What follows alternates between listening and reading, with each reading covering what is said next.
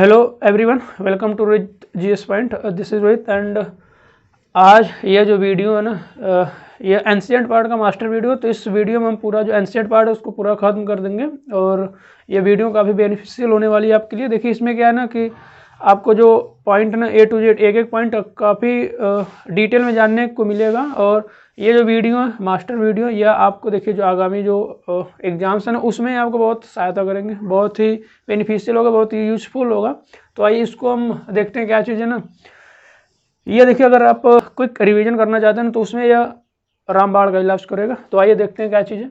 तो अभी जो पिछला वीडियो था उसमें आप कहाँ तक पढ़े थे, तो हम गौतम बुद्ध और महावीर स्वामी को देख लिए थे, यानी कि हमारा जो बौद्ध धर्म और जैन धर्म हमारा हो चुका था, मतलब फिनिश हो चुका था। तो आज हम शुरू करेंगे महाजनपद से।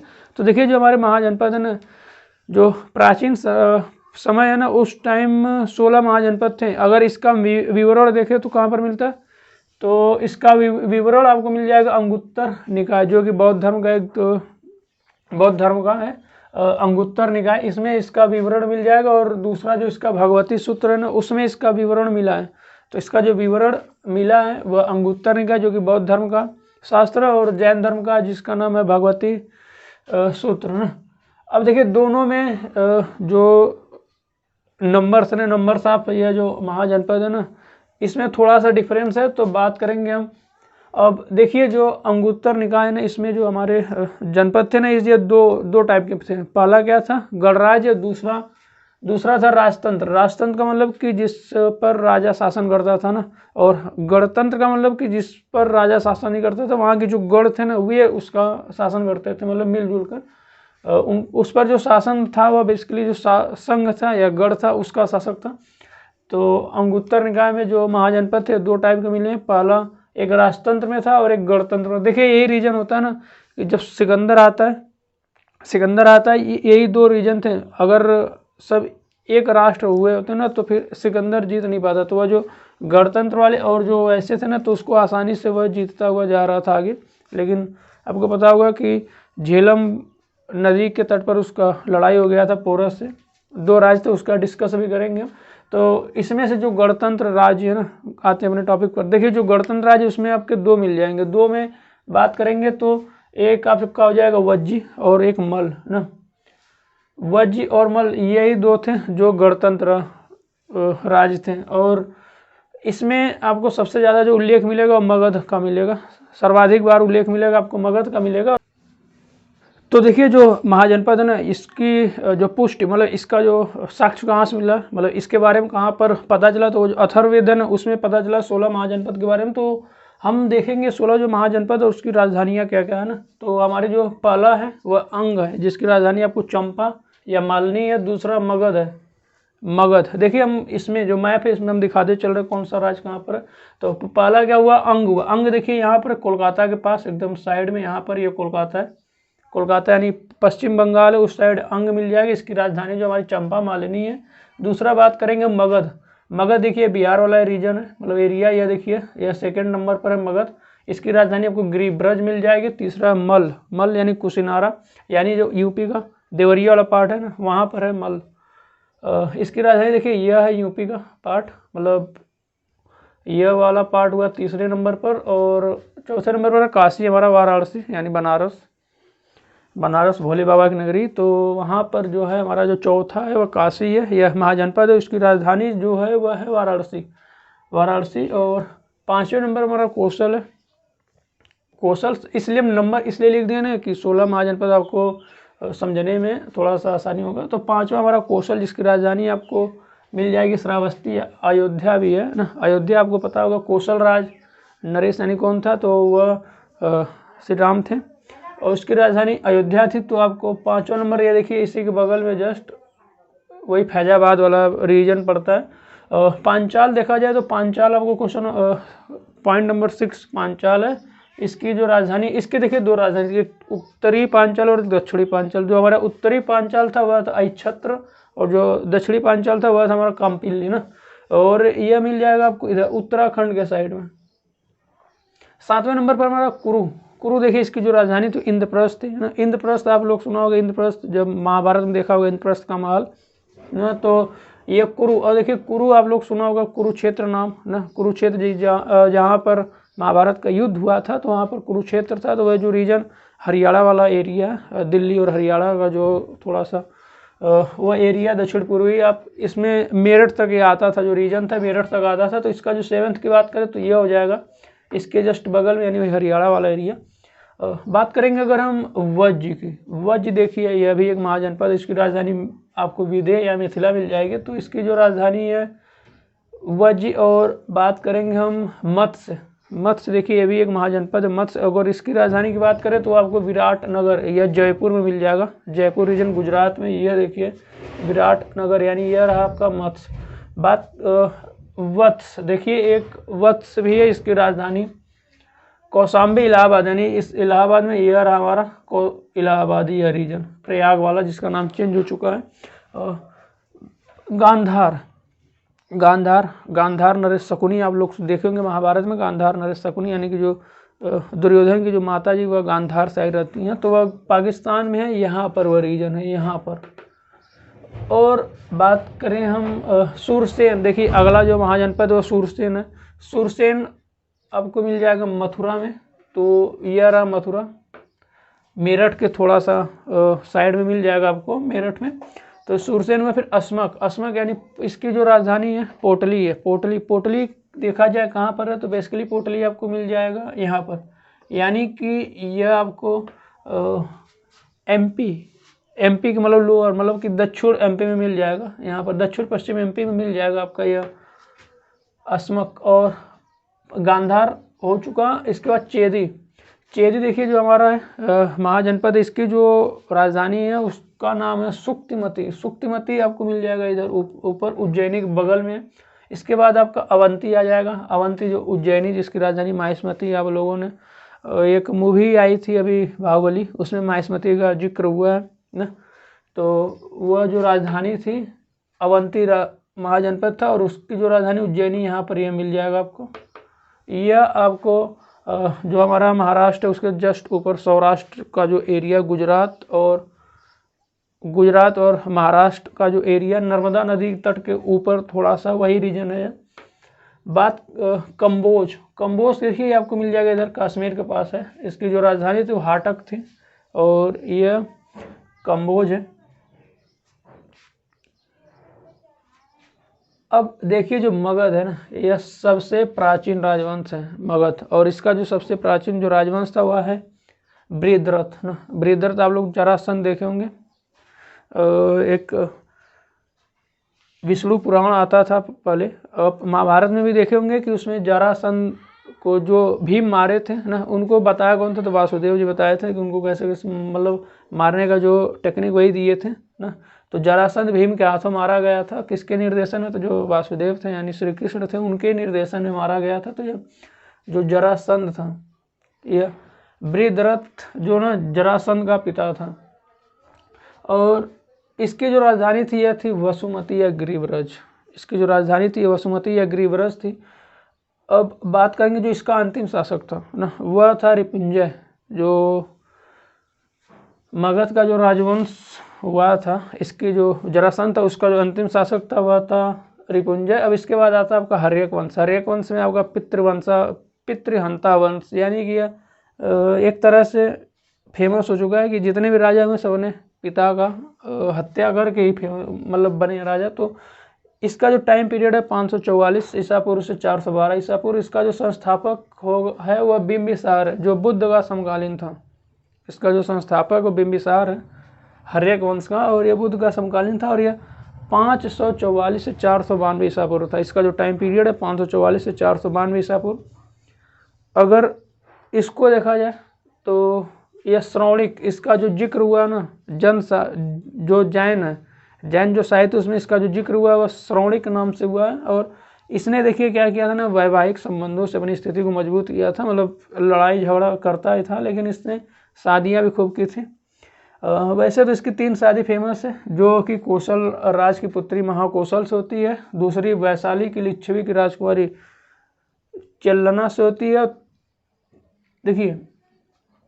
और जिससे अजात शत्रु हुआ था ना, अजात शत्रु जो पुत्र था इसका, जो इसको मारकर गद्दी पर बैठता है ना, वह वैशाली की लिच्छवी की राजकुमारी जो चेल्लना थी ना, उसी का पुत्र था। उसी से जो संतान उत्पन्न हुई थी वही था हमारा अजातशत्रु। और जो हर्यवंश यानी कि जो अपने पिता को यानी बिंबिसार को मारकर क्या बनेगा, गद्दी पर बैठेगा। उसकी जो चौथी शादी हुई थी वो मद्रकुल यानी जो पंजाब का रीजन वहाँ का, उसकी जो जिससे हुई थी वह क्षेमा नाम था ना, वहाँ की जो राजकुमारी थी क्षेमा, उससे शादी किया था। तो जो उस टाइम मगध का जो वास्तविक शत्रु था ना, वो अवंती का राजा था ना, जिसका नाम था चंड प्रद्योत महासेन। लेकिन ऐसा कहा जाता है कि जो चंड प्रद्योत महासेन था ये अवंती का राजा था, जो उस टाइम इसका सबसे बड़ा शत्रु था। लेकिन इसको पीलिया रोग हो जाता ना, जिसके बाद ये अपने जो जीवक होता है ना, या जो राजवैद्य होता है जीवक, इसको भेजता है वहाँ पर भेजता है। जो महासेन को पीलिया रोग हो जाता है तो उसको यहाँ से वहाँ भेजता है, उज्जैन भेजता है। तो इसकी जो पहली राजधानी थी वह राजगीर थी, जिसको गिरिव्रज भी कहते हैं। तो बात करेंगे हम अजातशत्रु। अब देखिए इसको मारेगा कौन, अजातशत्रु। वह कौन था, तो इसकी जो दूसरी सेकंड वाइफ थी जो कि लिच्छवी की राजकुमारी चेल्लना थी, उसी से पुत्र होता है अजातशत्रु। और इसको मारता है। फिर यह जो अपने पिता को मारकर सिंहासन पर बैठता ना, इसलिए यहाँ से इसका पितृहंता वंश यह पूरा शुरू हो जाता है। ये पूरे लोग जितने होंगे सब अपने बाप को मारकर गद्दी पाएंगे। तो इसका जो टाइम पीरियड अजातशत्रु का टाइम पीरियड आपको मिल जाएगा 452 ईसा पूर्व से 460 ईसा पूर्व ना। अभी देखिए सब ईस्वी चल रहा है, ईसा पूर्व चल रहा है। ईसा पूर्व क्या होता है उसको बता दिए थे, इस ईसा मसीह से 460 वर्ष पहले की बात हो रही है। अब देखा जाए तो इसके शासनकाल में ना, इसके शासनकाल के 8वें वर्ष में जो बुद्ध थे, महात्मा बुद्ध थे, उनको महापरिनिर्वाण की वो प्राप्ति होती है, मतलब कि उनका देहांत होता है। और इसने राजगिरी में ना स्तूप का निर्माण करवाया था इसने। और राजगिरी में जो सप्तपौड़ी गुफा है ना, उसमें प्रथम बौद्ध संगति कराने का जो श्रेय जाता है इसी को जाता है, जो अजातशत्रु। यानी कि जो प्रथम बौद्ध संगति होती है वह अजातशत्रु के शासनकाल में होती है। वो भी कहाँ होती है, तो सप्तपौड़ी गुफा राजगिरी में। राजगिरी इसकी राजधानी थी, वहीं पर हुई थी। इसके बाद आएगा इसका पुत्र उदयन ना, उदयन इसको मारेगा, फिर गद्दी पर आएगा। तो इसका टाइम पीरियड देखा जाए तो 460 ईसा पूर्व से 444 ईसा पूर्व है। इसका जो टाइम पीरियड आपको 460 ईसा पूर्व से 444 ईसा पूर्व मिल जाएगा। और यह इसके 3 पुत्र थे, अनिरुद्ध और मुंडक, इसके बाद नागदशक ना। तो देखिए अब यह जनता ने, अब देखिए अब ये सब अपने पिता को मार कर बन रहे थे, तो जनता ने इसको मारकर फिर शिशुनाग को राजा बनाया। जो जनता ने इसको मतलब इससे असंतुष्ट हो गए थे तो इसको हटा दिया था जनता ने, इसको हटाकर शिशुनाग को राजा बनाता है। फिर यह जो शिशुनाग है, शिशुनाग वंश की स्थापना करता है। तो अब यहाँ से शुरू हो जाएगा हमारा शिशुनाग वंश। शिशुनाग वंश का अगर टाइम पीरियड देखा जाए तो 412 ईसा पूर्व से 344 ईसा पूर्व मिल जाएगा। अगर देखा जाए तो जो शिशुनाग वंश का जो पहला शासक था वो शिशुनाग था। इसका जो टाइम पीरियड देखा जाए तो 412 से 438 ईसा पूर्व है। 412 से 438 ईसा पूर्व। सबसे बड़ी सफलता इसमें क्या थी ना, कि यह अवंती को जीतकर मगध में मिला लिया था। और इसकी राजधानी जो थी वो वैशाली, मतलब अपनी राजधानी को इसने वैशाली स्थानांतरित किया। और इसके बाद इसका जो पुत्र आएगा कालाशोक। कालाशोक इसको काकवड़ भी बोलते हैं, मतलब इसका उपनाम है काकवड़। कहने के लिए कालाशोक मतलब थोड़ा सा सांवले टाइप था। और यह 394 से, इसका जो टाइम पीरियड देखा जाए तो 394 से 366 ईसा पूर्व है। जो कालाशोक था इसका टाइम पीरियड 394 से 366 ईसा पूर्व। इसने क्या किया कि जो अपनी राजधानी थी वह पाटलिपुत्र स्थानांतरित कर दिया। पहले वैशाली गया था, कौन किया था, शिशुनाग वंश। फिर इसने अपनी राजधानी को पाटलिपुत्र रिटर्न कर लिया। फिर वैशाली में ही सेकेंड बौद्ध संगति किसके शासनकाल में हुई थी, तो वो कालाशोक था, इसके शासनकाल में हुई थी। और इसकी हत्या देखिए, यह राजधानी के समीप टहल रहा था, तभी एक व्यक्ति ने इसकी हत्या कर दी। शाम के टाइम एक टहल रहा था तो उसकी हत्या एक व्यक्ति था उसने कर दी। तो फिर छूरा गोप का फिर अंतिम शासक इसका जो बना वो नंदीवर्धन था। इसका जो अंतिम शासक यानी शिशुनाग वंश का अंतिम शासक नंदीवर्धन था। अब देखिए हर्यक वंश चला गया, अब आएगा नंद वंश। नंद वंश, शिशुनाग वंश भी चला गया ना, अब आएगा नंद वंश। नंद वंश की जो स्थापना, इसका जो टाइम पीरियड होता है 344 ईसा पूर्व से 323 ईसा पूर्व। इसका जो शूद्रदासी पुत्र ना महापद्मनंद ना, महापद्मानंद ने इसकी हत्या कर दी, जो शूद्रदासी पुत्र था। और देखिए कुल 9 राजा हुए ना, ये जो नंद वंश इसमें कुल 9 राजा हुए, इसलिए इसको नंद वंश भी कहा जाता है। 9 नंद, इसको देखिए इसमें कुल जो राजाओं की संख्या थी वो 9 थी, इसलिए इसको 9 नंद कहा जाता है। अगर देखा जाए तो इसका जो पहला शासक था महापद्मनंद, हत्या यही करता है तो महापद्मनंद ना। फिर महापद्मनंद, इसका टाइम पीरियड देखा जाए तो आपको 344 से 322 ईसा पूर्व मिल जाएगा। और यह इसकी जो उपाधि थी एकराट, एकराट की इसकी उपाधि थी, मतलब ये उपाधि लिया था। और यह सर्वाधिक शक्तिशाली था और पहली बार जो कलिंग पर विजय प्राप्त की थी, यही जो हमारा महापद्मनंद कलिंग पर विजय यही प्राप्त करता है। और देखिए जो वहाँ पर ना विजय प्राप्त करता है, उसके बाद वहाँ पर नारे खुदवाता है, नारे खुदवाया। और जिसका उल्लेख आपको मिलता है कलिंग नरेश जो खारवेल थे ना, उसके जो शिलालेख हैं, हाथी गुम्फा अभिलेख है ना, उसमें इसका जो विवरण मिलता है कि कलिंग पर प्रथम विजय का जो उल्लेख है कौन किया था, महापद्मनंद। और इसका उल्लेख मिलता है कलिंग नरेश खारवेल, जो कलिंग नरेश खारवेल थे ना, उनके जो हाथी गुम्फा अभिलेख है उसमें इसका प्रथम वर्णन मिलता है। और इसका जो इनके जो मित्र थे ना, व्याकरणाचार्य जो थे पाणिनि, आप लोगों ने सुना होगा, उनकी एक पुस्तक लिखे थे जिसको आप अष्टाध्यायी बोलते हैं, जो व्याकरण पर मतलब आश्रित है, मतलब व्याकरण के बारे में बताएं, जिसमें आपको माहेश्वर सूत्र मिल जाएंगे। माहेश्वर सूत्र आपको अष्टाध्यायी में मिलते हैं। तो अब और इसकी जो उपाधि थी, देखिए इसकी जो पुराणों में उपाधि ना, यह इसकी जो उपाधि पुराणों में सर्व छत्रात्मक उपाधि है। यानी जो महापद्मनंद था, इसकी उपाधि जो पुराणों में सर्व छत्रांतक उपाधि है इसकी। और देखिए जाए इसके बाद आएगा आपका धनानंद ना। ये जो धनानंद है, जब धनानंद के टाइम पीरियड में ही जो सिकंदर था वह आया था, कहाँ पर आया था, तो इंडिया में, भारत की ओर। देखिए अभी विस्तार से चर्चा करेंगे सिकंदर क्यों आया था और कैसे आया था, तो इसके बारे में डिस्कस करेंगे। तो पहले इसको देखते हैं। जो धनानंद था ना, यह महापद्मनंद के 8 पुत्रों में था, ठीक है। और यह धनानंद जो सिकंदर का समकालीन भी था, सिकंदर का समकालीन होने के साथ साथ ये जो महापद्मनंद थे ना, उसके पुत्रों में से एक था। और इसको देखा जाए ना, तो जो यूनानी लेखक थे, यूनानी लेखक अपने लेखों में इसको अग्रमीज बोले। और 325 ईसा पूर्व में सिकंदर जब पश्चिमोत्तर भारत पर आक्रमण करता है ना, उस टाइम में मगध का शासन रहता है। तो अभी इसकी चर्चा हम आगे करेंगे, क्योंकि सिकंदर के बारे में पढ़ना जरूरी है। अगर भारत का इतिहास पढ़ रहे हैं तो सिकंदर का जिक्र ना हो तो फिर मजा नहीं आता। सिकंदर, अलेक्जेंडर द ग्रेट, अब इसके बारे में पढ़ेंगे। तो पहले इसको देख लेते हैं। तो ये देखिए जनता पर अत्यधिक कर लगा दिया ना, ये जो धनानंद था जनता पर अत्यधिक कर लगा दिया। तो जिससे जो जनता असंतुष्ट हो गई, जिसका फायदा उठाकर जो चंद्रगुप्त था ना, चंद्रगुप्त मौर्य ने इसका वध कर देता। हुआ किसकी सहायता से, तो आपको पता होगा, जो चाणक्य थे, कौटिल्य, जिसकी जो रचना अर्थशास्त्र है। तो जो धनानंद था, इसी के जो दरबार में ना चाणक्य रहते थे, तो उसको अपमानित करके निकाल देता है। तो फिर यह चंद्रगुप्त मौर्य को पूरा सुशिक्षित करता है ना, प्रशिक्षित करता है। उसके बाद फिर यह धनानंद को मारने के लिए उसकी सहायता लेता है। तो यहाँ पर देखा जाए तो फिर नंद शासक थे ना, यह जैन धर्म के पोषक थे, मतलब जैन धर्म के, यह जो जैन धर्म को मानने वाले थे, जो हमारे धनानंद हुए, यानी जितने भी ये नंद वंश के शासक हुए सब जैन धर्म को मानते थे। और इसके बाद देखिए जो धनानंद था ना, वह जैन आमात्य, इसके जो जैन आमात्य थे वह शकटाल और स्थूलभद्र थे, जो कि उस टाइम जैन धर्म के बहुत प्रतिष्ठित और फेमस बोल सकते हैं। उस टाइम जो जैन धर्म के बहुत भिक्षु बोल सकते हैं उसको, मतलब कि। और इसकी जो सेना ना, इसकी सेना में उस टाइम 2 लाख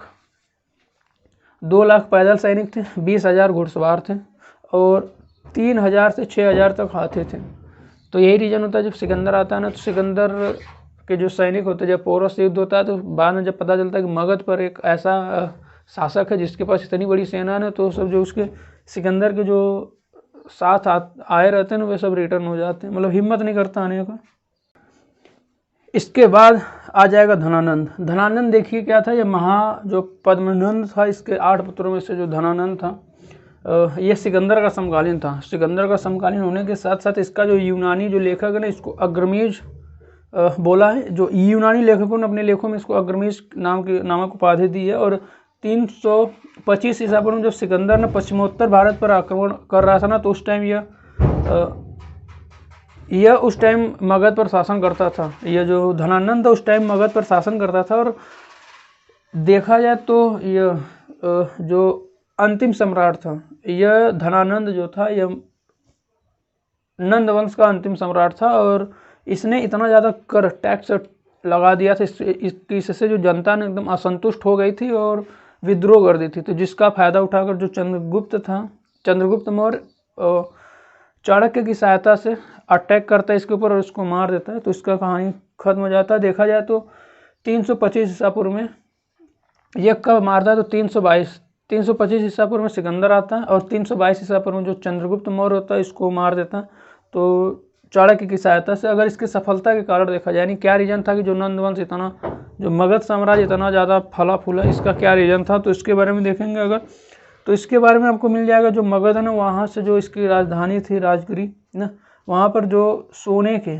समृद्ध लौह भंडार थे, सोने का लोहे के समृद्ध लौह भंडार थे, जिससे वहाँ पर अनेक प्रकार के हथियार बनाना। और जो हथियार, देखिए अब ये सब राजा थे, लड़ाई करते थे तो हथियार की आवश्यकता पड़ेगी। तो जो लोहे के भंडार होने के कारण इन्होंने समृद्ध यानी कि अच्छे खासे हथियार बनाए, जिससे इन्होंने जो आस पड़ोस के राजा थे उनको काफ़ी भारी मात्रा में उनको डिफीट किया, नहीं हराया। तो अगर इसके सेना की बात करें, इसके पास कितनी सेना थी, तो इसके पास देखा जाए तो बस 2 लाख पैदल सैनिक थे, 2 लाख बस पैदल सैनिक थे, 2 लाख। और 20,000 घुड़सवार थे, 3,000 से 6,000 तक हाथी थे। और इसकी जो राजधानी थी ना, इसकी जो राजधानी थी, दो राजधानी थी। पहली जो राजधानी थी राजगीर ना, राजगीर जो पहली राजधानी थी, इसकी जो पहली राजधानी राजगीर थी, यह 5 पहाड़ियों से घिरी थी। जो पहली राजधानी राजगीर थी वो 5 पहाड़ियों से पूरा घिरी थी। और दूसरी राजधानी इसकी जो पाटलिपुत्र थी ना, यह गंगा, गंडक, सोन नदियों के संगम पर था। और एक तरफ से थोड़ी दूर पर घाघरा जो नदी है ना, वो गंगा में मिलती थी। यानी कि जो पहली जो राजधानी हुई इसकी राजगीर ना, यह पूरा पहाड़ियों से घिरी थी। जो दूसरी राजधानी इसकी थी पाटलिपुत्र, वह नदियों से घिरी थी, जिसके कारण ये अभेद्य था। तो यहाँ पर जो अन्य जो राजा थे वे इसकी राजधानी पर कब्जा नहीं कर पा रहे थे, इसलिए समृद्धि का रीजन है। अब इसके बाद हम बात करेंगे ईरानी व मकदूनिया आक्रमण, यानी कि जो मकदूनिया ईरानी जो एथेंस वाला एरिया है। आप जब ज्योग्राफी पढ़ाएंगे तो इसमें बताया भी है कि कहाँ पर एथेंस है और मैसिडोनिया ईरानी लोग कौन है। तो इन्होंने भारत पर पहला जो सफल आक्रमण किया था वो दारा प्रथम था, जिसको हम दाराय बाहु बोलते हैं ना। यह साइरस का उत्तराधिकारी था। इसने भारत पर प्रथम सफल आक्रमण किया था, जो सर्वप्रथम हिंदू नदी के तटवर्ती भाग पर ना, जो हिंदू नदी है, सिंधु नदी है ना, सिंधु नदी के जो तटवर्ती जो इलाका है, तटवर्ती का मतलब पश्चिमी इलाका ना, उस पर इसने कब्जा कर लिया था। और जिस तट में आपको मिल जाएंगे, पंजाब आ जाता है, सिंधु का पश्चिमी तट आ जाएगा, और सिंध प्रांत ना, कोई ईरान जो उस टाइम फारस का जो शासक था ना, उसको जीत लिया, तो 20वां प्रांत बन गया था। और यह देखा जाए तो जो ये अशोककालीन स्मारक है ना, अशोककालीन स्मारक में इसका नाम भी छत्रपी करके इसका उल्लेख है। और विशेषकर इसका जो इसके देखिए आक्रमण करने के जो मतलब जब ये आक्रमण किया तो मेल मिलाप हुआ ना, तो इससे क्या क्या मतलब परिवर्तन हुए, क्या मतलब आक्रमण करने का परिवर्तन क्या हुआ भारत में। तो देखा जाए तो जो अशोककालीन जो स्मारक है उसमें घंटाकार ना, घंटे के आकार के गुंबद, व ईरानी जो मतलब कि जो आकार था ना, गुंबद देखेंगे आप ना, तो कैसा शेप था, मतलब कि हेमिस्फीयर बोल सकते हैं उसको, यानी घंटे आकार का। आप वो लोग इसको आप ऐसे समझ सकते हैं कि ऐसे करके ऐसे ना, फिर हेमिस्फीयर यानी कि अर्थ गोलाकार जैसे चंद्रमा होता है ना, आधा अगर उसको आप चंद्रमा कटोरा देखें, कटोरे साइज का, कटोरे से बढ़िया आपको घंटे साइड का साइज का घंटे की तरह ना, जैसे घंटे का शेप होता है उस शेप का इसका गुंबद था। तो ये ईरानी कलाकृति से कुछ मेल जोल खाता था। अब बात करेंगे सिकंदर का आक्रमण। सिकंदर का आक्रमण देखिए कब हुआ था, तो ये आपको पता होगा कि जो सिकंदर कौन था, तो मैसिडोनिया के क्षत्रप के जो फिलिप सेकेंड थे इसका पुत्र था। और सिकंदर के समय जो पश्चिमोत्तर भारत में ना अनेक, देखिए जो सिकंदर का जब आक्रमण हुआ था ना, तो जो पश्चिमोत्तर भारत यानी कि इस साइड वाला, ये वाला जो सब एरिया दिख रहा है आपको, जिसमें पाकिस्तान अफगानिस्तान वाला रीजन आता था उस टाइम, तो वे जो है अनेक छोटे छोटे खंडों में विभक्त थे, जिससे इसको जीतने में थोड़ा आसानी हुआ। सिकंदर देखा जाए तो यूनान के राज्य में मकदूनिया का शासक था, मैसिडोनिया जिसका अब नाम मैसिडोनिया है, और वह 336 ईस्वी में गद्दी पर बैठा था ना। अपने पिता की मृत्यु के बाद वह 336 में गद्दी पर बैठता है। और ये काबुल व सिंध के जो मध्य ना, काबुल व सिंध के मध्य सिकंदरिया नामक नगर बसाया।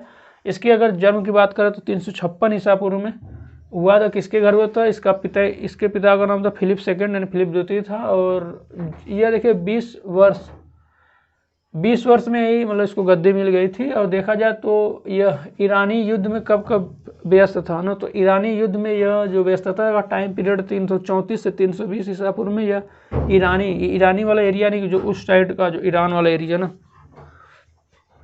जो फारस की खाड़ी आप देख रहे हैं उसके ऊपर वाला जो एरिया रीजन है ना, उसमें इसका जो टाइम पीरियड है 334 से 330 ईसा पूर्व, यानी 4 साल तक उधर व्यस्त था। उसके बाद ये भारत की तरफ प्रस्थान किया 326 ईसा पूर्व में। और भारत से अपने जो घर मतलब स्वदेश प्रस्थान किया था 356 ईसा पूर्व में। और यह भारत में 19 माह तक रहा था, तकरीबन 19 माह तक ये भारत में रहा था। और इसकी जो मृत्यु हुई थी वो 323 में बेबीलोन में हुई थी, और मात्र 32 साल में इसकी मृत्यु हो जाती है 323 ईसा पूर्व में। तो सिकंदर के जो गुरु थे, बात करते हैं सिकंदर के गुरु के, तो देखिए जो सिकंदर का गुरु थे अरस्तु ना, ये प्लूटो के शिष्य थे। और अगर अरस्तु का हम टाइम पीरियड देखें तो 384 से 322 ईसा पूर्व अरस्तु का टाइम पीरियड है, जो कि प्लूटो के शिष्य थे। और इनका जो जन्म हुआ था स्टेगरिया नामक स्थान पर, स्टेगरिया नामक नगर में हुआ था। और अब देखिए जो सिकंदर उसके आने का रीजन क्या था, सिकंदर को भारत आने का रीजन क्या था, तो जो हेरोडोटस हैं, जो हिस्ट्री के फादर हैं, मतलब जनक हैं, और जो अन्य जो यूनानी लेखक थे ना, इन्होंने जो उस टाइम भारत के बारे में जो वर्णन किया था ना, यह उस टाइम अपार, मतलब कि भारत को अपार संपत्ति वाला देश बोला था, काफ़ी धन दौलत।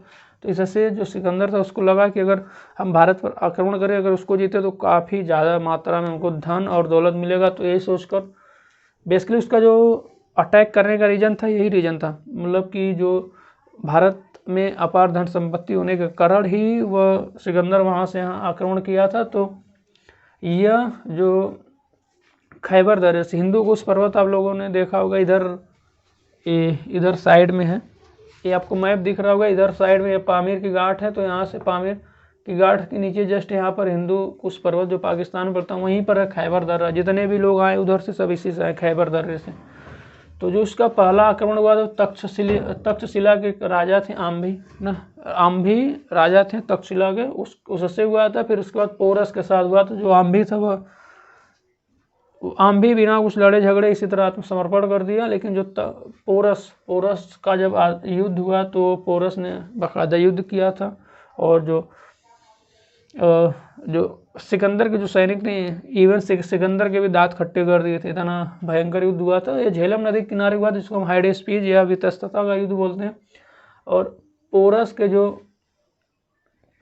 पोरस को पराजित करने के बाद ना, एक जो कठ जातियाँ थी ना, सिकंदर मतलब कठ जातियों को भी पराजित किया। इसके बाद देखा जाए तो जो यूनानी इतिहास है ना, यूनानी इतिहास में जो एरियन, देखिए एक यूनानी इतिहासकार हैं एरियन, उन्होंने युद्ध कला में जो भारत है ना, भारतवासी मतलब कि जो भारत वाले ने युद्ध कला में अन्य जो तत्कालीन जो अन्य राज्य थे उससे बेहतर बताया था। जो एरियन था, यूनानी इतिहास था, इसने बोला कि जो भारत वाले ने युद्ध कौशल में जो अन्य उस टाइम के जो अन्य राज्यों से मतलब अच्छे थे, सुदृढ़ थे। अगर देखा जाए तो जो मगध पर ना, उस टाइम जब यह आक्रमण किया था, उस टाइम मगध पर किसका शासन था? धनानंद का। तो इससे जो उसकी जो सेना थी ना, वह सिकंदर की सेना जब सुनी कि मगध पर धनानंद, मतलब एक धनानंद राजा है, उसकी बहुत बड़ी विशाल सेना, अभी बड़े थे 2 लाख पैदल सैनिक थे, 20,000 घुड़सवार थे, 3 से 6,000 हाथी थे ना। तो इतने लोग हैं, तो फिर जो उसकी सेना थी ना, वह डर गई, वह रिटर्न जाना चाहने लगी, मतलब आगे नहीं बढ़ी। वैसे भी काफ़ी युद्ध कर रहे थे ना, तो थक गए थे। तो सिकंदर ने उस टाइम दुख भरे शब्दों में कहा था कि मैं उन दिलों में उत्साह भरना चाहता हूँ जो निष्ठावान व कायरतापूर्ण से डरे हैं। अब देखिए इसका जो वापसी का समय है ना, तो वापसी के समय जो इसकी जो सेना थी वो दो लोगों के नेतृत्व में अलग हो जाती है। पहला वाला रास्ता जल मार्ग से जाते हैं, दूसरा वाला स्थल मार्ग से। तो जल मार्ग से जो जाता है वह था, जल मार्ग से जाने वाला निर्याकस के नेतृत्व में था, निर्याकस के नेतृत्व में जल मार्ग से जाता है। और जो स्थल मार्ग से जाता है वह क्रेटरस के नेतृत्व में जाता है, स्थल मार्ग से ना। इसने क्या किया, जो सिकंदर था, ये अपने भारतीय भूभाग को ना, यह भारतीय भूभाग पर जो अंतिम विजय जो है वह पाटल राज्य के विरुद्ध थी, अंतिम विजय पाटल राज्य के विरुद्ध थी। अब पूरे भाग को इसने 3 स्थानीय जो शासक थे उसके बीच में बांट दिया था। पूरे भाग को जो सिकंदर था, भारतीय भूभाग को जितना भी जीता था उसको 3 स्थानीय शासकों के बीच में बांट दिया था। और देखिए इसने जो सिकंदर था, इसने 2 नगर बसाए थे। कौन कौन सा नगर बसाया था? तो एक था बुकेफला, यानी इसका जो प्रिय घोड़ा था उसका नाम था बुकेफला, उसके नाम पर। दूसरा जो झेलम नदी पर था ना, बुकेफला जो नगर बसाया था झेलम नदी पर, जो इसके प्रिय घोड़े के नाम पर था। और दूसरा जो नाम था वो निकाया जो नाम बसाया था वह पोरस पर विजय स्मृति के याद में बसाया था, निकाया नामक। और आक्रमण के फल स्वरूप ना, देखिए आक्रमण किया, इससे फायदा क्या हुआ कि जो ये सब एरिया जो रीजन थे ना, ये यूनानी उपनिवेश का काम करेंगे। यूनानी उपनिवेश देखिए क्या होता है ना, बेसिकली कॉलोनी टाइप, यानी कि वहाँ से इनको कच्चा माल मिल जाएगा, पैसा मिल जाएगा, ये सब पूंजियाँ प्राप्त होती रहेंगी। तो ये हो गया सिकंदर का आक्रमण। तो आप लोगों को पता हो गया होगा कब जन्म हुआ था, 356 ईसा पूर्व में। अटैक कब किया था और कहाँ पर किया था, किससे हुआ था, बात करेंगे मौर्य युग। तो इसका जो वास्तविक संस्थापक था मौर्य युग का। अब देखिए यह धनानंद को मार दिया चंद्रगुप्त मौर्य ने। अब इसका जो शासन आएगा वो होगा चंद्रगुप्त मौर्य। चंद्रगुप्त मौर्य का अगर टाइम पीरियड देखें तो हम 323 ईसा पूर्व से 298 ईसा पूर्व। देखिए टाइम पीरियड आपको घट रहा होगा ना, तो बीसी में इसी तरह होता है, मतलब टाइम पीरियड घटता रहता है, यानी 323 से 298 ईसा पूर्व। अब ये देखिए जो नंद राजवंश था ना, उसको नष्ट करके मौर्य वंश की स्थापना करते हैं। तो ब्राह्मण परंपरा के अनुसार जो है ना, यह जो चंद्रगुप्त की माता थी, इसमें देखिए काफ़ी भेद है। तो ब्राह्मण परंपरा के अनुसार जो चंद्रगुप्त की माता थी, यह शूद्र जाति की मूरा नामक स्त्री थी ना, जो नंदों के रनवास में रहती थी। रनवास का मतलब वो जो जंगलों में रहती थी, यानी यह शूद्र जाति की मूरा नामक स्त्री थी जो नंदों के जंगलों में रहती थी। अब बौद्ध परंपरा के अनुसार क्या था, तो नेपाल की तराई से लगे गोरखपुर में मौर्य नामक क्षत्रिय कुल से इसका संबंध बताया जाता है। और इन्होंने देखिए जो चंद्रगुप्त मौर्य थे, इन्होंने पहली बार अखिल भारतीय समाज की स्थापना किया था। अखिल भारतीय साम्राज्य की स्थापना चंद्रगुप्त मौर्य ने किया था। और जो जस्टिन यूनानी लेखक थे ना, इसके अकॉर्डिंग ना, यह जो 6 लाख फौज के साथ ना संपूर्ण भारत को जीत लिया था। संपूर्ण भारत, बस वो नीचे का साउथ वाला रीजन थोड़ा सा रह गया था, उसको भी आगे डिस्कस करेंगे। यह देखिए जो यहाँ पर कावेरी नदी के जो नीचे वाला रीजन था वही बस रह जाता, बाकी ये अफगानिस्तान तक पूरा जीत लेते हैं। तो इनकी शादी देखिए थोड़ा सा, इनकी जो शादी होती है ना, सेल्यूकस की पुत्री हेलेना से इनकी शादी होती है। तो उस शादी में देखिए कि ये जो सेल्यूकस थे ना, ये अशोक से बस 500 हाथी लेकर अपनी पुत्री का शादी करते हैं। और इसके बाद उनको देखिए मिलता क्या, उसके साथ आपको पूर्वी अफगानिस्तान मिल जाता है, बलूचिस्तान और सिंध के जो पश्चिमी क्षेत्र थे ना वो दे देता है चंद्रगुप्त मौर्य को पूर्वी अफगानिस्तान, बलूचिस्तान और सिंध के जो पश्चिम क्षेत्र है वो सेल्यूकस दे देता है, किसको, शादी में दहेज में दे देता है। वैवाहिक संबंध जो उल्लेख हुआ ना, यह एपियानस करके, तो जो एपियानस था ना उसने किया, जो वैवाहिक संबंध है उसका जो उल्लेख एपियानस ने किया, ये यूनानी लेखक था। और इसके जो राज्य का विस्तार वह देखा जाए तो कहाँ से कहाँ तक है, तो हिंदू कुश पर्वत से, यानी कि हिंदू कुश पर्वत आपका यहाँ पर है पाकिस्तान में, यहाँ से पूरा लेकर कर्नाटक का तक, कर्नाटक यानी नीचे आपको पता होगा कर्नाटक, फिर मगध, मगध यानी बिहार का जो रीजन है, यहाँ से लेकर सौराष्ट्र तक, ये वाला सौराष्ट्र, यानी कि इसका जो विस्तार था हिंदू कुश पर्वत से लेकर कर्नाटक होते हुए मगध और सौराष्ट्र तक फैला था। इसके जो शासनकाल में आया था मेगास्थनीज ना, मेगास्थनीज जो सेल्यूकस का राजदूत था, यह चंद्रगुप्त के दरबार में आया था, और मेगास्थनीज ने इंडिका नामक जो रचना की थी। इसके जो सबसे ऊंचे अधिकारी थे ना, उनको अमात्य, तीर्थ या महामात्र बोलते हैं। मतलब इसके टाइम पीरियड में जो चंद्रगुप्त मौर्य था, इसके टाइम पीरियड में जो सबसे ऊंचे अधिकारी थे उनको हम अमात्य, तीर्थ या महामात्र कहते हैं। और ऐसे ऊंचे अधिकारी थे, इनकी जो संख्या थी वे 18 थी ना, इनकी जो संख्या थी वे 18 थी। और बात करें इसकी जो राजधानी थी वह पाटलिपुत्र था, इसकी जो राजधानी थी पाटलिपुत्र था। और इसके जो शासन करने का जो तरीका था ना, तो इसका जो 6 समितियाँ बनाई थी, इसका जो शासन करने के लिए चंद्रगुप्त मौर्य ने 6 समितियाँ बनाई थी, और हर समिति में 5-5 सदस्य होते थे। तो ये 6 समितियाँ क्या थी इसको बता देते हैं। तो प्रथम समिति जो थी वह उद्योग व शिल्प का निरीक्षण करती थी। द्वितीय जो समिति थी वो विदेशियों का आवाजाही, यानी कि जो विदेशी आते जाते थे उसका लेखा जोखा रखती थी। जो तीसरी थी वह जन्म मरण का ब्यौरा रखती थी। चौथी जो समिति थी वह व्यापार और वाणिज्य का देखभाल करती थी। और इसके साथ जो 5वीं थी वह वस्तु के विक्रय का निरीक्षण करती थी। और छठी जो थी वह विक्रय कर वसूलती थी, छठी वाली विक्रय कर वसूलती थी। इसमें देखिए एक दंडपाल बनाया था पूरा, यानी पुलिस विभाग का अध्यक्ष को हम दंडपाल बोलते हैं, जो पूरा जो स्थिति मतलब उस टाइम के जो समाज में बेहतर तरीके से जो शांति स्थापित कर सके उसके लिए दंडपाल यानी पुलिस विभाग का अध्यक्ष था, जिसको दंडपाल बोलते हैं, उसकी नियुक्ति किया था। अब इसके बाद इसका पुत्र आ जाएगा बिंदुसार। देखिए इसका टाइम पीरियड आपको 298 से 273 ईसा पर मिल जाएगा। और चंद्रगुप्त मौर्य का पुत्र था। इसको देखिए इसकी जो उपाधि थी ना, इसको अमित्रघात या अमित केट्स बोलते हैं, अमित्रकेट्स या अमित्रघात, यानी कि शत्रुओं का नाश करने वाला इसको बोलते हैं। और ये जो इसके सभा में ना 500 सदस्यों का मंत्रिपरिषद था। इसके जो बिंदुसार था, चंद्रगुप्त मौर्य का जो पुत्र था बिंदुसार ना, इसके जो सभा में 500 सदस्यों वाला मंत्रिपरिषद था। और इसका जो प्रधान था उसको खल्लाटक बोलते हैं। जो मंत्रिपरिषद था 500 सदस्यों वाला, इसका जो प्रधान था यानी मेन था उसको खल्लाटक बोलते हैं। बिंदुसार ने मैत्रीपूर्ण व्यवहार में ना सीरिया के जो शासक थे एंटियोकस, देखिए इसने क्या किया कि जो सीरिया का शासक था उस टाइम एंटियोकस था, उससे 3 चीज़ें मांगी थी। क्या क्या? मीठी मदिरा, सूखी अंजीर और एक दार्शनिक ना। तो एंटियोकस ने उसको मीठी मदिरा दिया है ना, और सूखी अंजीर दिया, लेकिन दार्शनिक नहीं दिया।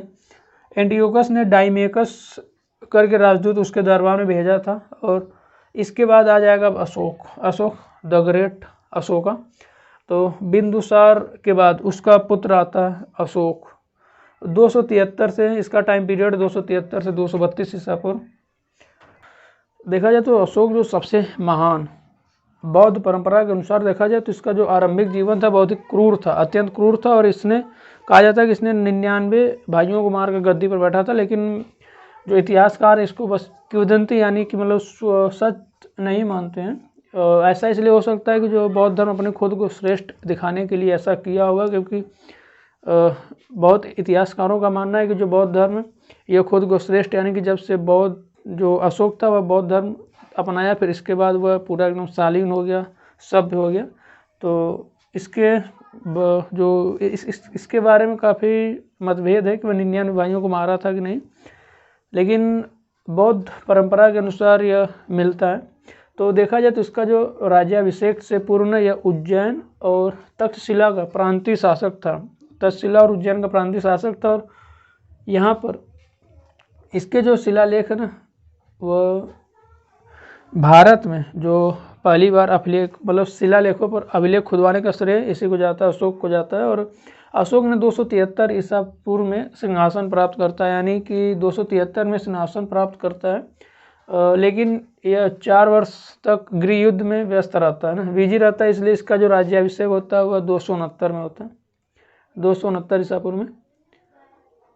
अशोक की कुछ उपाधियां हैं, वे देखते हैं कहाँ से मिली और कैसे है ना। तो अशोक की उपाधियाँ उसको देखेंगे, उसका स्रोत देखेंगे कि शिलालेख में कौन सी उपाधि मिलती है। तो अशोक जो नाम है, अशोक का जो नाम है उसको मिला था मास्की लघु शिला में, और देवा नाम प्रियस अशोक राजा यह मिला था इसको गुर्जरा लघु शिलालेख में ना। गुर्जरा लघु शिलालेख में क्या मिला था, देवा नाम प्रियस अशोक राजा। अशोक मौर्य किसमें मिला था, तो अशोक मौर्य इसको जूनागढ़ अभिलेख में मिला था। ये जो जूनागढ़ अभिलेख है ये स्रोत मतलब कि शिलालेख है। पियदस्सी राजा मिला था बराबर अभिलेख में, बराबर गुहा लेख में मिला था इसको पियदस्सी राजा। और पियदस्सी राजा मगध इसको मिला था भाब्रू बैराह लघु शिलालेख में ना, भाब्रू बैराह लघु शेख में इसको मिला था, लघु शिलालेख में इसको मिला था पियदस्सी राजा मगध। पियदस्सी राजा इसको मिला था कंधार बृहत शिलालेख में। और अशोक वर्धन इसको मिला था पुराण में। इसका जो स्रोत अशोक वर्धन जो इसका नाम मिलता है, उपाधि मिलती है, पुराणों में मिलती है। और राजा अशोक इसको मिला था नेट्टूर लघु शिलालेख में, नेट्टूर लघु शिलालेख में इसको राजा अशोक मिलता है। और राजा अशोक देवानाम प्रिय इसको मिलता है उद्गोलम लघु शिलालेख में, इसको जो उपाधि का नाम मिलता है वो राजा अशोक देवानाम प्रिय। तो अब बात करेंगे हम कलिंग युद्ध की। देखिए ये जो फेमस हुआ था इसका जो हृदय परिवर्तन कब हो जाता है, तो एक कलिंग युद्ध के टाइम हो जाता है। तो कलिंग युद्ध का जो परिवर्तन, इसका हृदय परिवर्तन होता है कलिंग युद्ध में। देखिए यह अपने जीवन काल में केवल एक युद्ध करता है, मतलब सिंहासन लेने के बाद बस केवल एक युद्ध करता है, वो भी कलिंग का युद्ध। उसके बाद ये पूरा युद्ध नीति छोड़कर धर्म नीति अपना लेता है ना। तो ये देखा जाए तो 8वें वर्ष जब इसका अभिषेक होता है, राज्याभिषेक होता है, उसके 8वें वर्ष यानी 261 ईसा पूर्व में यह कलिंग से युद्ध करता है, जिसमें 1 लाख लोग मारे जाते हैं। मतलब यह युद्ध तो जीत जाता है लेकिन 1 लाख लोग मारे जाते हैं, तकरीबन 1.5 लाख बंदी बनाए जाते हैं। तो कलिंग युद्ध के बाद ना इसका जो हृदय परिवर्तन हो जाता है, हृदय परिवर्तन इसका युद्ध में जो औरतें और छोटे बच्चे मारे गए तो उसको देखकर इसका हृदय परिवर्तन हो जाता है कि इतने लोग बिना मतलब के ना, जिसका कोई कसूर नहीं होता वो भी मारे जाते हैं। तो इतने खून खराबा देखकर इसका हृदय परिवर्तन हो जाता है। और देखा जाए तो जो कलिंग युद्ध का और इसके परिणामों का जो उल्लेख हुआ किस उल्लेख में हुआ, तो 13वें अभिलेख में हुआ है ना। अब इसके बाद देखिए जो युद्ध हुआ कलिंग युद्ध के बाद, यह जो भौतिक विजय नीति छोड़कर सांस्कृतिक विजय नीति अपनाएगा और भैरी घोष से धम्म घोष की तरफ मूव करेगा ना। युद्ध के कारण यह बौद्ध हो गया, मतलब बौद्ध धर्म अपना लिया। और तीसरी बौद्ध संगति आपको पता है इसी के शासनकाल में होती है, तीसरी बौद्ध संगति। तो इसके जो शासनकाल में चलाने के लिए अधिकारी देखिए क्या थे, तो मंत्री थे, पुरोहित जो इसका प्रधानमंत्री होता था ना, धर्माधिकारी होते थे और पुरोहित होते थे। और इसके बाद युवराज देखिए राजा का उत्तराधिकारी था, सन्निधाता था जो कोषाध्यक्ष था, सन्निधाता को हम कोषाध्यक्ष बोलते थे। और उस टाइम था समाहर्ता को कर अध्यक्ष बोलते थे। और मंत्री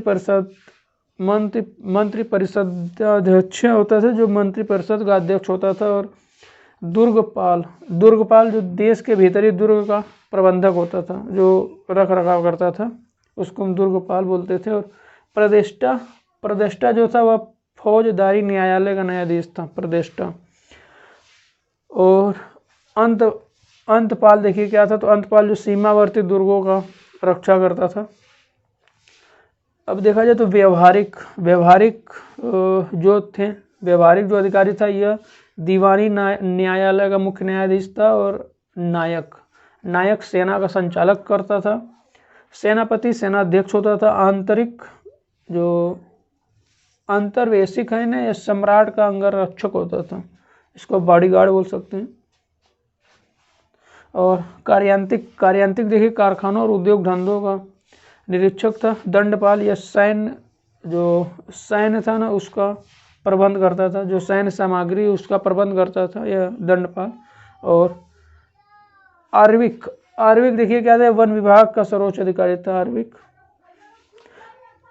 द्वारिक देखिए क्या था, द्वारिक यह जो राजमहल का रख रखाव करने वाला था, द्वारिक, और आर्विक वन विभाग का, और द्वारिक जो राजमहल था उसका। तो अर्थशास्त्र में देखिए, जो अर्थशास्त्र जो कौटिल्य ने लिखा था, लेख लिखा था, मतलब जो पुस्तक लिखी थी अर्थशास्त्र, उसमें जो धान जो फसल है ना उसको सर्वोत्तम माना गया था, और जो गन्ने हैं ना उसको निकृष्टतम यानी कि निम्न कोटि का। और देखा जाए तो इसके कुछ अधिकारी थे, वे किस विभाग के अधिकारी थे उसके बारे में डिस्कस कर लेते हैं यहीं पर। तो देखिए, जो सीता अध्यक्ष उस टाइम अधिकारी थे, आज मतलब उसको किसको बोलते थे, तो कृषि विभाग का अध्यक्ष होता था, सीता अध्यक्ष बोलते थे। फिर अंकाराध्यक्ष बोलते थे, जो खानों का अध्यक्ष होता था, खोदानों का।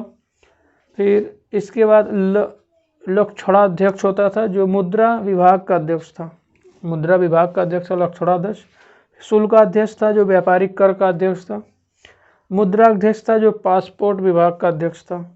और संस्थाध्यक्ष था, जो व्यापारिक मार्गों का अध्यक्ष था, संस्थाध्यक्ष जो व्यापारिक मार्गों का अध्यक्ष था। इसके बाद फिर देखिए, इसमें कुछ कर टैक्स लेते थे, तो टैक्स क्या थे तो उसको बता देते हैं। तो जो उस टाइम पीरियड में अशोक के शासनकाल में जो टैक्स लेते थे, उपज का 1/6 से 1/4 तक टैक्स लेते थे। और इसके साथ दासों से, जो दास होते थे ना, स्लेब, उससे काफ़ी मात्रा में कृषि में लगाए जाते थे, बड़े पैमाने पर लगाए जाते थे खेती करने के लिए। अगर इनकी मुद्रा, मतलब मुद्रा के बारे में देखें तो क्या चीज़ था, तो इनके जो मुद्रा थी, सिक्के थे, सिक्के, पड़, सुवर्ण, कारसार पड़, और मासक, काकड़ी और अर्ध काकड़ी थे। तो तांबे व चांदी के सिक्के इन्होंने जारी किए थे अशोक ने। और चांदी के सिक्के 4 प्रकार के थे, इनके जो चांदी के सिक्के थे 4 प्रकार के थे। तो कौन से थे, पड़ थे, अर्धपड़ और पाद और अष्टभाग थे। और तांबे के सिक्के भी 4 प्रकार के थे। तांबे के जो सिक्के 4 प्रकार के क्या थे, तो वे थे मासक, अर्धमासक, काकड़ी और अर्ध काकड़ी। अब बात करेंगे हम मध्य एशिया से संपर्क होता है इस टाइम ना, मध्य एशिया संपर्क देखिए कब, इसके टाइम पीरियड बाद क्या आता है ना, इसके बाद देखिए इसने श्रीलंका में अपनी महेंद्र और संघमित्रा को भेजते हैं, धर्म का प्रचार करते हैं। जब कलिंग युद्ध के बाद इसने क्या करता है ना, अशोक की तब धर्म का प्रचार करता है, लोगों के इधर उधर मतलब अपने ज़्यादातर यह धर्म पर ध्यान देता है, बौद्ध धर्म पर। तो अब देखिए मध्य एशिया से संपर्क, तो मौर्य के बाद कौन आएंगे, कुषाण है ना, जो सर्वाधिक प्रसिद्ध हुए। तो जो कुषाण सर्वाधिक प्रसिद्ध हुए, इसी में देखिए शुंग वंश एक स्थापना होती, शुंग वंश का इसका टाइम पीरियड 187 से 75 ईसा पूर्व।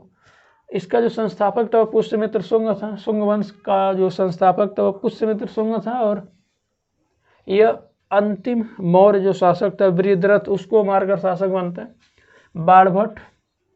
बाणभट्ट जिसने हर्षचरित लिखी थी ना, उसमें बृहद्रथ की हत्या को उसका जो सेनापति था शुंग द्वारा मतलब बताया गया है ना।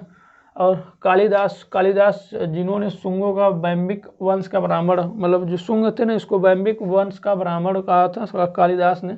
और धनदेव का जो अयोध्या अभिलेख है ना, उसमें पुष्यमित्र द्वारा 2 अश्वमेध, यानी कि जो यह पुष्यमित्र था ना, यह धनदेव का एक अयोध्या अभिलेख है।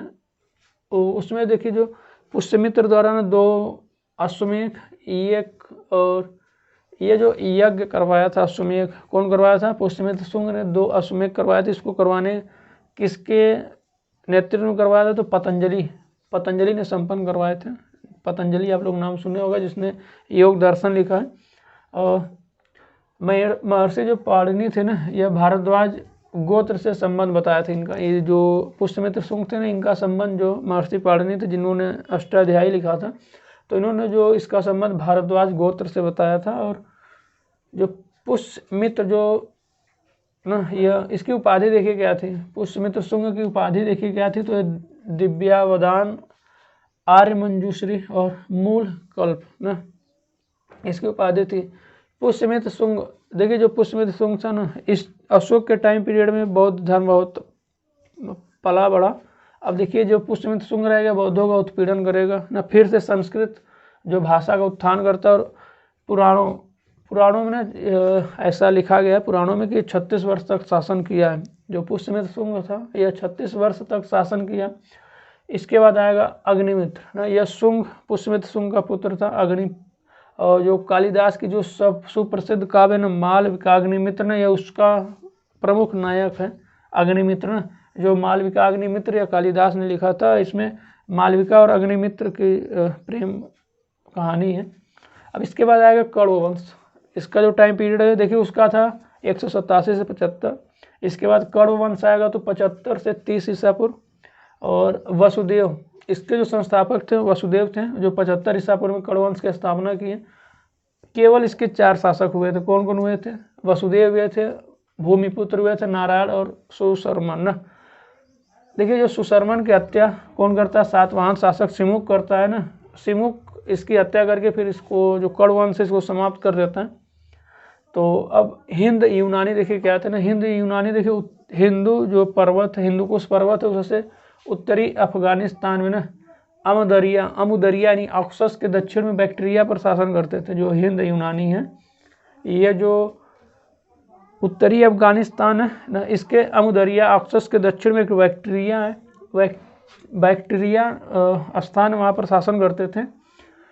सबसे पहले आक्रमण भारत पर करने वाले यही है। और इसमें जो विख्यात मतलब मिनांडर था, मतलब 165 से 145 ईसा पूर्व में सबसे पहले जो भारत पर आक्रमण करने वाला था मिनांडर, जिसका टाइम पीरियड 165 से 145 ईसा पूर्व है, जिसको मिलिंद भी बोला जाता है ना, मिलिंद। इसकी राजधानी देखिए क्या था? तो ये साकल, इसकी राजधानी जो आधुनिक इस टाइम सियालकोट यानी कि पंजाब का हिस्सा है। और पहले जो शासक थे ना, यह पहला शासक थे जिनके सिक्कों के बारे में पूरी तरह से मतलब एकदम अच्छे से कहा जा सकता है पूरा, कि इसके सिक्कों को कहा जा सकता है यानी कि कौन थे? तो हिंद यूनानी थे ना, जिनके सिक्कों के बारे में बताया जा सकता है कि ये किसके शासनकाल के सिक्के हैं। और इन्होंने सोने के सिक्के अधिकतर जारी किए थे। और पश्चिमोत्तर प्रांत जो यूनानी कला में मतलब संरक्षण मिला था ना, देखिए इसका फायदा क्या हुआ? पश्चिमोत्तर प्रांत यानी यह वाला जो रीजन हुआ इधर का, यहाँ पर किसका शासन हो जाएगा? तो शासन हो जाएगा हिंद यूनानी का। तो इससे यहाँ पर जो यूनानी कला को संरक्षण मिलेगा। फिर जो यह दोनों जो संस्कृति ना मेल मिलाप होने का समय आ रहा है। तो हेलेनिस्टिक आर्ट जो भारत में गांधार कला है ना, गांधार कला, भारत में जो गांधार कला, इसी का मिश्रण है हेलेनिस्टिक आर्ट, जो कि कहाँ पली बड़ी थी? इधर पश्चिमोत्तर प्रांत में, जो अफगानिस्तान पाकिस्तान का एरिया है, वहीं पर हेलेनिस्टिक आर्ट जो पली बड़ी थी, वह भारत में गांधार कला जो होती है ना, भारत में जो गांधार कला शैली है उसी का मिश्रण है। तो इसके देखिए जो शक थे ना, ये 5 शाखाओं में भारत आए थे। इसके बाद जो कण्व वंश हो गया, फिर इसके बाद अब शक आएंगे। शक 5 शाखाओं में भारत आए थे। पहला जो आया था, और सबकी राजधानी अलग अलग थी। जो शक आए थे 5 शाखाओं में भारत आए थे, सबकी राजधानी अलग अलग होगी थी। तो जो अफगानिस्तान, जिसकी राजधानी देखिए अफगानिस्तान हुआ, पंजाब हुआ, मथुरा पश्चिम भारत और ऊपरी दक्कन ना। इन्होंने देखिए विक्रम संवत, मतलब विक्रम संवत की शुरुआत कब हुई तो उसके बारे में बताते हैं। तो जो विक्रम संवत है ना, ये उज्जैन के राजा थे विक्रमादित्य द्वितीय ना। इन्होंने शकों को पराजित किया था 57 ईसा पूर्व में। तभी उसी की मतलब पराजित करने के उपलक्ष्य में यह विक्रम संवत की शुरुआत करते हैं 57 ईसा पूर्व में। इसके बाद आएगा रुद्रदामन। रुद्रदामन फर्स्ट 130 से 150 ईसा पूर्व। अब देखिए सॉरी ईसा पूर्व नहीं, अब ईस्वी चलेगा, मतलब 130 से 150 ईस्वी। तो यह अधिक विख्यात था रुद्रदामन फर्स्ट। यह जो उज्जैनी का जो शक शासक था ना, यह शक शासक है सब। रुद्रदामन फर्स्ट जो शक शासक है, ये उज्जैनी का शक शासक था। इसका जो अब कैसे इसके बारे में पता चलता है, तो जूनागढ़ अभिलेख में इसकी जानकारी मिलती है। और इसने देखिए काठियावाड़ की जो अर्ध शुष्क क्षेत्र है ना, उस वहाँ पर एक सुदर्शन झील थी, तो उसका इसने जीर्णोद्धार कराया था। और ये संस्कृत प्रेमी था। और ये इसने देखिए इसका जो अंतिम शक शासक था वह रुद्र सिंह थर्ड था ना। इसकी जो हत्या करता वो चंद्रगुप्त विक्रमादित्य ने कर देता। चंद्रगुप्त विक्रमादित्य हत्या करता है, तभी विक्रम संवत की शुरुआत करता है। तो अब आएंगे हिंद पार्थियाई या पहला जिसको बोलते हैं, उसका आएगा। तो देखिए जो पहला पार्थियन शासक था वह माउस, जो पहला पार्थियन शासक था वह माउस था, जिसको गोडो फर्नीज यानी कि 20 से 41 ईसा पूर्व ना। इसी के समय में सेंट थॉमस जो ईसाई धर्म का प्रचार करने आते थे भारत, ये 20 से 41 ईसा पूर्व। ये गोडो फर्नीस का टाइम पीरियड है और इसी के शासनकाल में जो सेंट थॉमस थे ईसाई धर्म का प्रचार करने भारत आते हैं और इनकी जो मृत्यु होती है तमिलनाडु में हो जाती है। इसके बाद कुषाण आएंगे। कुषाण देखिए यूची नामक कबीला था ना, जो 5 भागों में विभक्त था। जो कुषाण थे वे बेसिकली जो यूची नामक कबीला था जो 5 भागों में विभक्त था। यह मध्य एशिया का बड़ा भाग था ना, मध्य एशिया का बड़ा भाग, जिसमें आपका ईरान का हिस्सा आ जाएगा। अफगानिस्तान, संपूर्ण उत्तर भारत को अपने शासन के अधीन कर लिया था यह जो कुषाण शासक थे। और सर्वाधिक सोने के सिक्के जारी करने का जो रीजन है कुषाण शासक के थे। इसके बाद आएंगे कुजूल कटफिसेस 15 से 65 ईसा पूर्व ना, ये केवल तांबे के सिक्के जारी करते और इनकी जो उपाधि थी महाराज धीराज की उपाधि थी। ये देखिए जो विम कटफिसेस यानी 65 से 78 ईसा पूर्व, और इन्होंने सोने के तांबे व सिक्के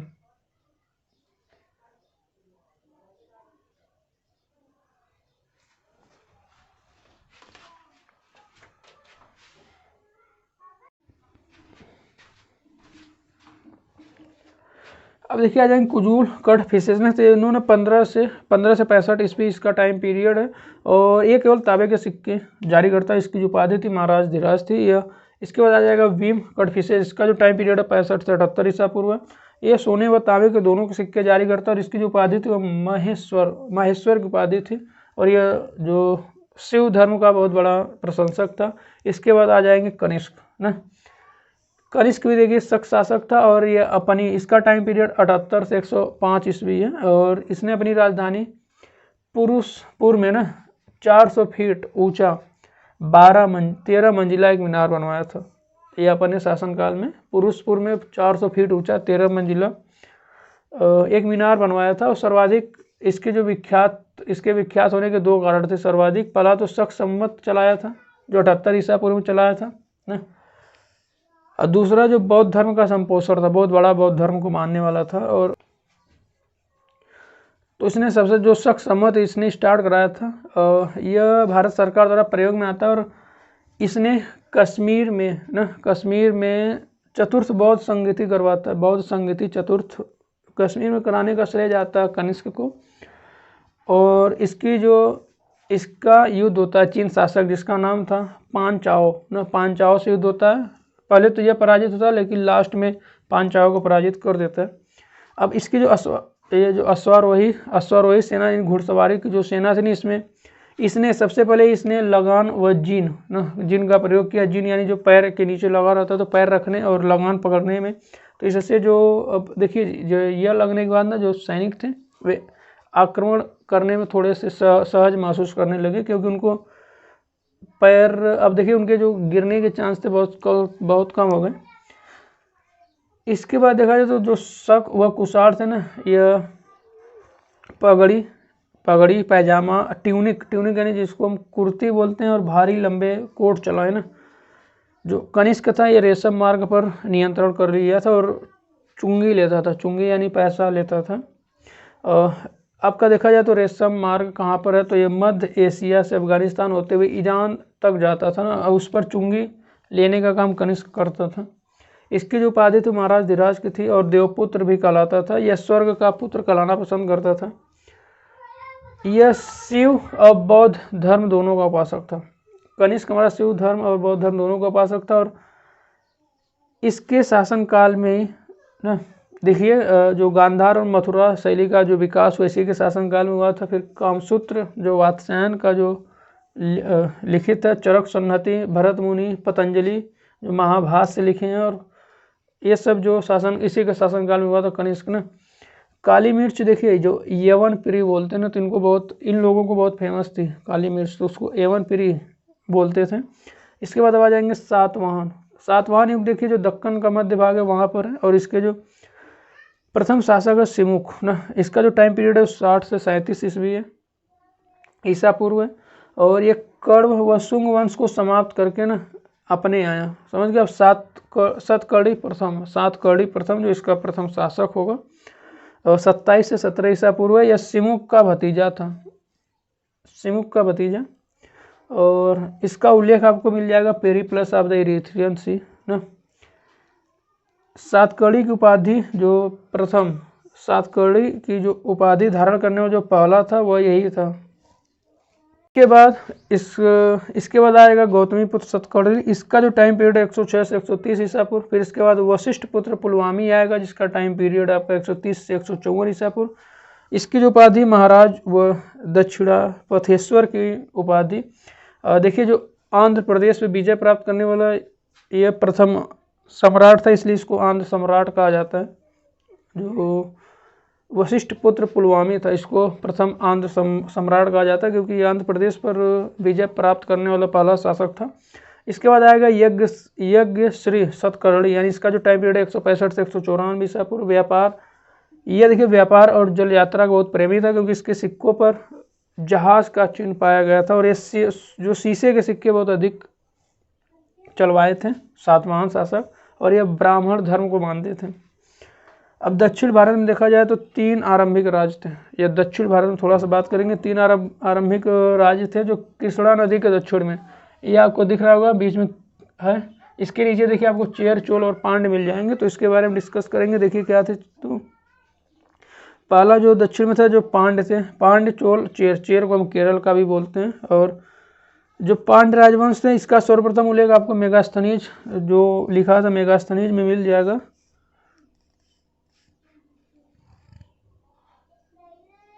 यह जो है बेसिकली जो मेगास्थनी, यह जो फेमस था, यह राज्य मोतियों के लिए फेमस था। जो हमारा पांड्य राज है ना, यह मोतियों के लिए फेमस था। और इसका जो शाब्दिक अर्थ होता है, पांड्य का जो शाब्दिक अर्थ होता है, इसका अर्थ होता है पुराना देश है। और इसका जो उल्लेख बताएं मेगास्थनीज में मिल जाएगा, और इसका जो शाब्दिक अर्थ होता है पुराना देश होता है। इसका उल्लेख आपको पाणिनि के अष्टाध्यायी में भी मिल जाएगा, पाणिनि के अष्टाध्यायी में मिल जाएगा। और इसकी जो राजधानी थी मदुरै थी। और इसका जो प्रतीक चिन्ह था ना, यह कपी, यानी एक प्रकार की मछली है, वह इसका प्रतीक चिन्ह था। पांड्य का जो प्रतीक चिन्ह था कपी, यानी एक प्रकार की मछली। और इसके जो शासक हुए वे नेडियोन प्रथम शासक था, जिसका टाइम पीरियड 210 ईसा पूर्व था।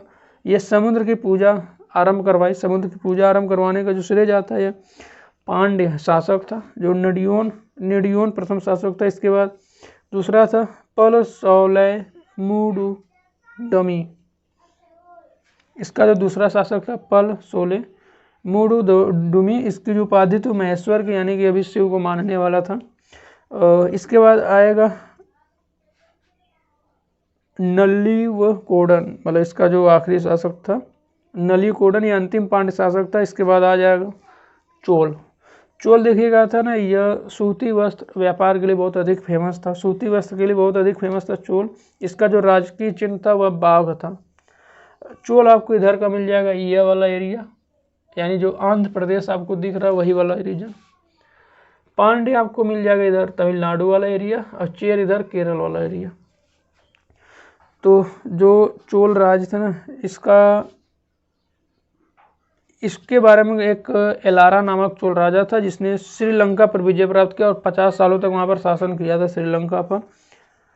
इसके जो शासन में कार्यकाल सर्वाधिक महत्वपूर्ण शासक था, जो कार्यकाल था वह सर्वाधिक महत्वपूर्ण शासक था। और कार्यकाल का अगर शाब्दिक अर्थ देखा जाए तो पांव जला व्यक्ति होता है। कार्यकाल जो सर्वाधिक फेमस शासक था, यह अगर कार्यकाल का अर्थ देखा जाए तो पांव जला व्यक्ति होता है। और इसका जो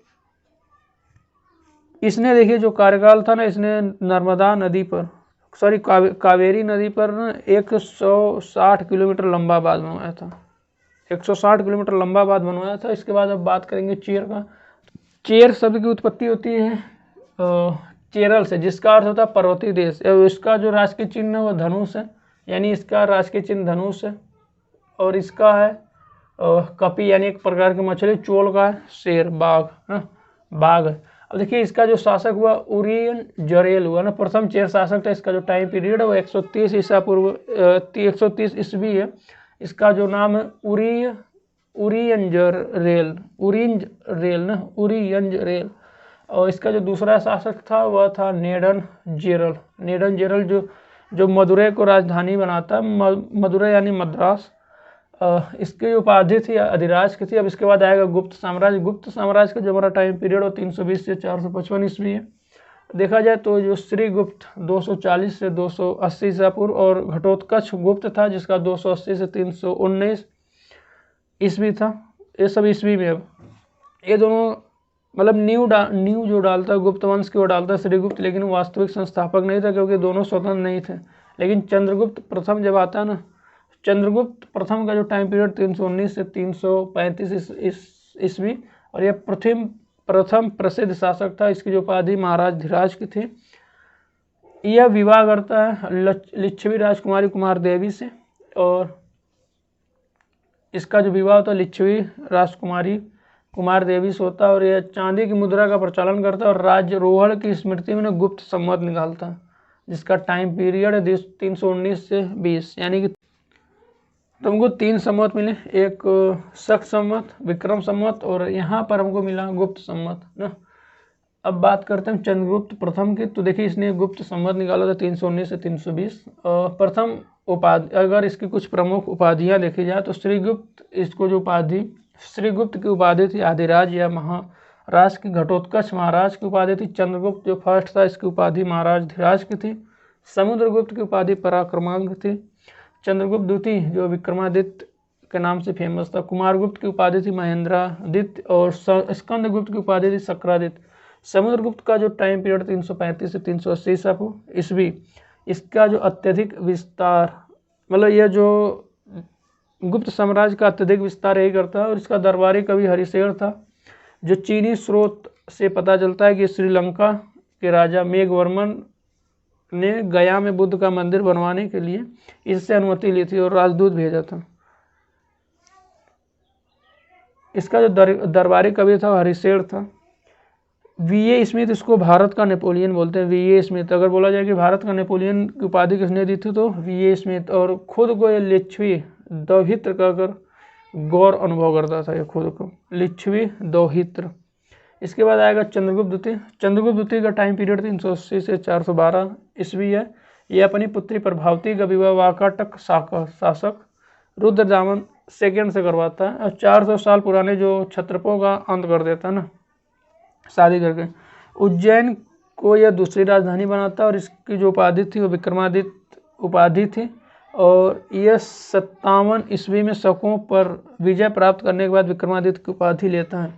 सिक्कों पर जो देवश्री लिखा, मतलब सिक्कों पर यह जो इसका जो लेख है देवश्री लिखा। और कालिदास, अमर सिंह और फायान, तीन जो कालिदास, अमर सिंह और जो फायान जो यात्री आया था इसी के शासनकाल में आया था। उसका टाइम पीरियड 399 से 414 ईस्वी है। इसके बाद आएगा कुमारगुप्त। कुमारगुप्त का टाइम पीरियड 415 से 455 ईस्वी है। ये अश्वमेध यज्ञ करवाता, अश्वमेध यज्ञ किया, और नालंदा विश्वविद्यालय की स्थापना इसी के टाइम पीरियड में होती है। विश्वविद्यालय में समय की माप के लिए ना जल घड़ी का प्रयोग किया जाता था, और सभी छात्रों को एंट्रेंस एग्जाम देने के बाद ही जो नालंदा विश्वविद्यालय में एंट्री होती थी, एडमिशन। तो इसके बाद आएगा फिर स्कंदगुप्त। इसका जो टाइम पीरियड आपको मिल जाएगा 455 से 467। ये अंतिम प्रतापी राजा था, और यह इसकी जो उपाधि थी शक्रादित्य उपाधि थी। और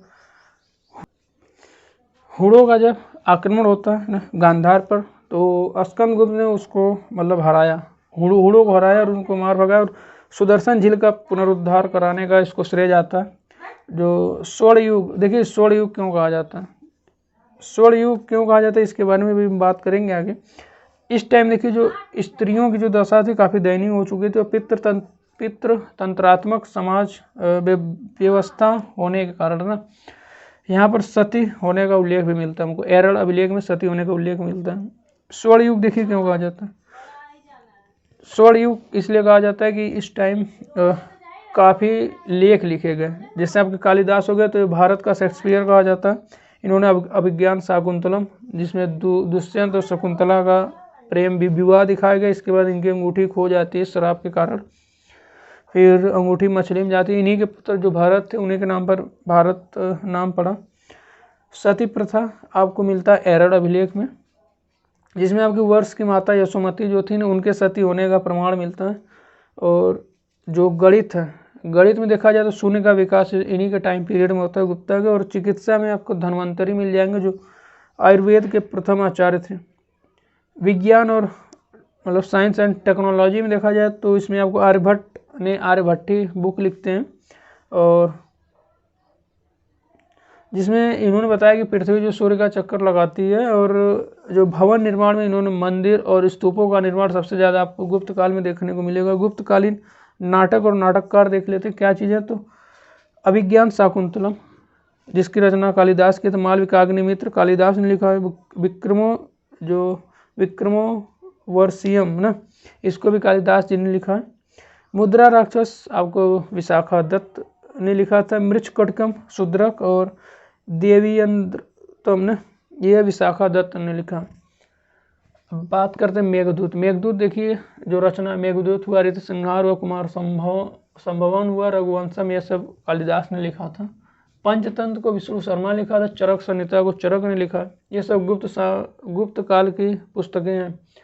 ब्रह्म सिद्धांत को आर्यभट्ट ने लिखा था। बृहत संहिता को और पंच सिद्धांत को वराहमिहिर ने लिखा था।